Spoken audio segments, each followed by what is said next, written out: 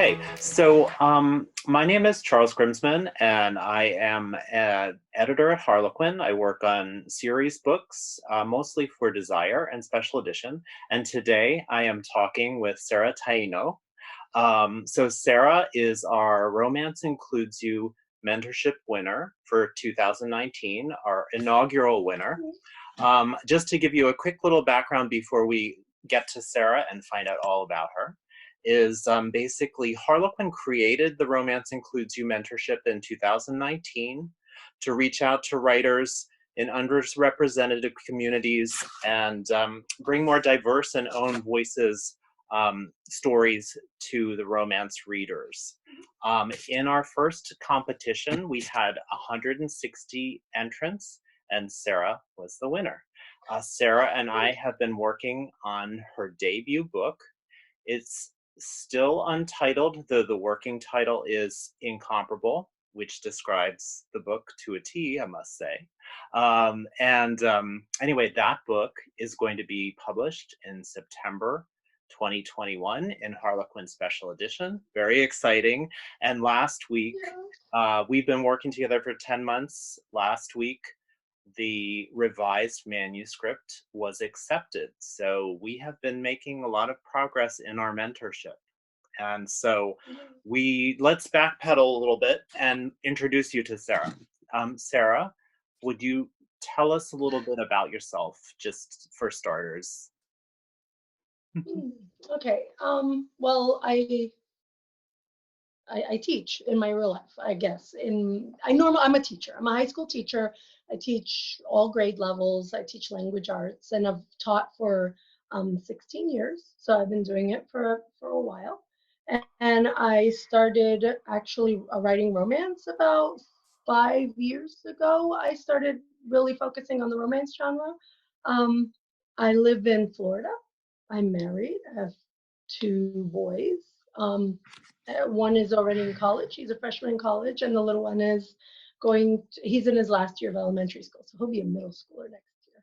Yeah. And that's it. I mean, this is the first, anyway, this is my first like adventure in publishing. So I love it. I love it. Yeah, like how did you first like start writing? You said you started writing romance 5 years ago. How did you first start writing? And when did you know that you wanted to be a writer? I think they're, kind of the same question, but two different things. yeah, it's hard because I don't remember the first story I ever wrote. Like I don't remember when I started. I've always written. I didn't always realize that's what I was doing. I mean, it was a way to pass the time. I was one of the only girls amongst a lot of boy cousins. So we used to, we would play, and then in the summer in Florida, you've got these long hot days, and then just it rains every afternoon. And so in the afternoon, we would write stories and we would create our own comic books, and they were usually like based on like the Thundercats or He-Man, because God forbid, they got to choose all of the cartoons. And we play Dungeons and Dragons. And so we were always creating like these stories. And then when it stopped raining and it would cool off, we'd go out and we'd reenact them all. And that was sort of all of our summers we always did that. And that was like my earliest memory of actually writing. But I mean, like I said, I've written all my life. I've journaled all my life. I had a period where I wrote poetry for many years. And then, but I've just always, I don't remember a time when I wasn't writing. So then to fast forward, let's go all the way up to 2019. When did you first hear about Romance Includes You? When did you hear about that, and what were your thoughts on I honestly, participating? I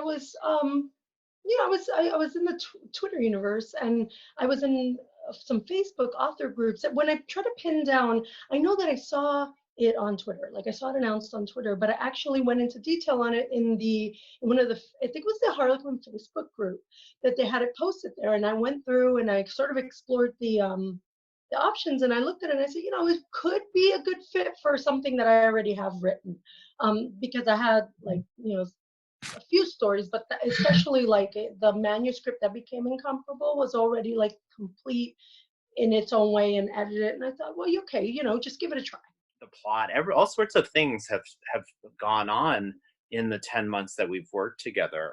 But for me, it has felt like, more like the fun of experiencing a story as opposed to the work of editing a story. Do you understand?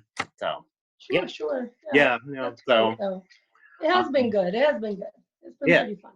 yeah, no, it's good, but yeah, but you've done a lot of the work. That's what that's what I would say.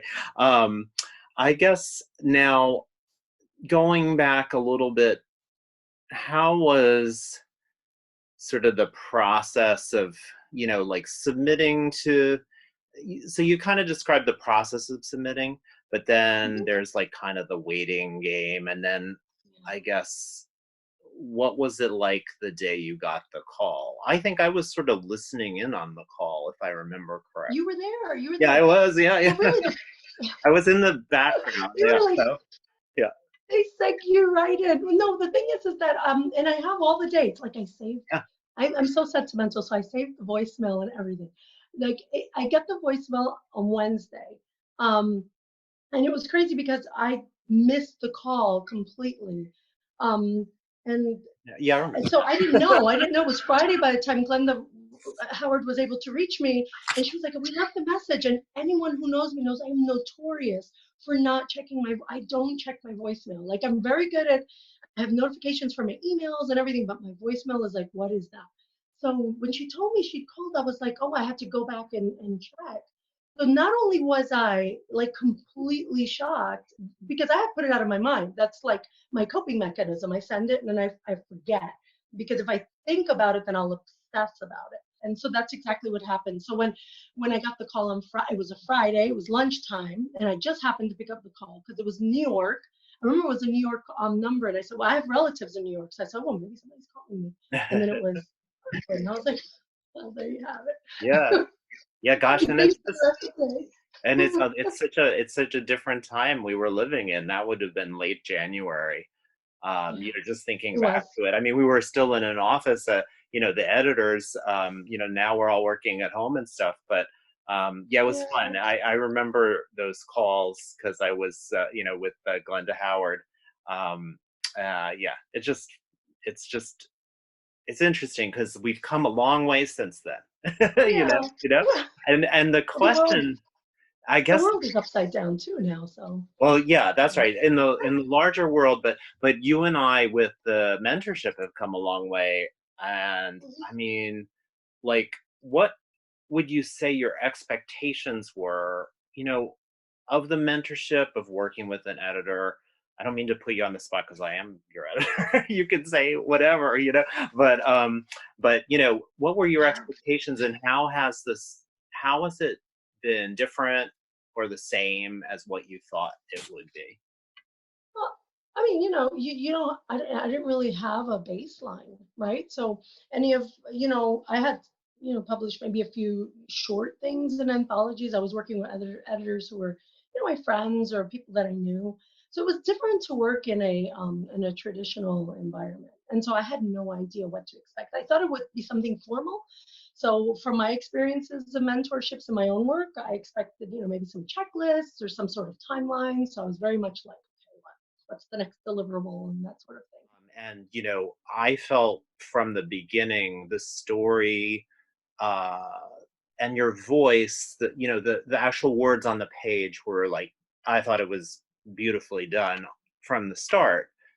But then to see it get even better, I mean, it's been a pleasure. So I want to just throw that out there. That might be more for us privately, Yeah. but Well, right. but we're being recorded. I don't know, Our but fan clubs of one. yeah, yeah. So, but it's true. It's been really It's been good, and good. I really learned something about a writer's thought process, and I hope to be able to Hmm. apply it in other instances too. Um, Right. So that so transference. yeah, yeah. I guess in the coming months, what is going to be what's the thing you're most looking forward to or most excited about as we get closer to publication? It's still about, I don't know, 10 months away. But Yeah. Yeah. Which is already a lot. I didn't think even that we'd get this far. It always seems so far away, especially when we first started and you're digging in and doing the actual work of editing. I think I'm always, I love book covers. I love book covers. I love looking at them and browsing them. And I repost ones that I love or I save them, you know. And so I'm really looking forward to seeing how Val and Philip are going to look on the cover. Like I'm just so excited to see what's going to come out. we have often talked when we have our monthly calls, we talk about what we're reading, not Mhm. necessarily even romance. And I got a lot of uh, I got a lot out of that actually. So I was wondering, do you have other creators, Latinx or otherwise, that really that you're really into, that whether it's writers of books or movies, or Mhm. who influences you?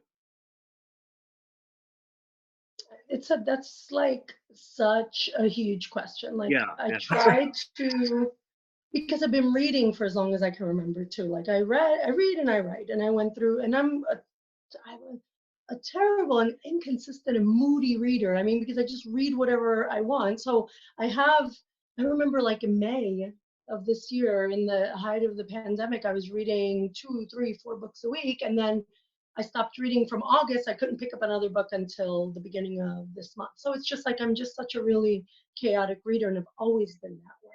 But I've always been a huge reader. So if I look at influences, I mean, if I think of books that I read when I was younger, Yeah. obviously, you know, the Harlequins that I should not have been reading had a huge Love influence on me.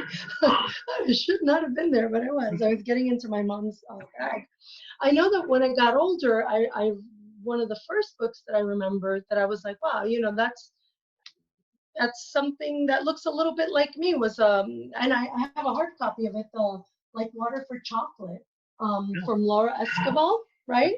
So that was one of the first books that I read, and I was like, oh wow, she's a Spanish character. Now this is a Mexican family, and it's not a romance.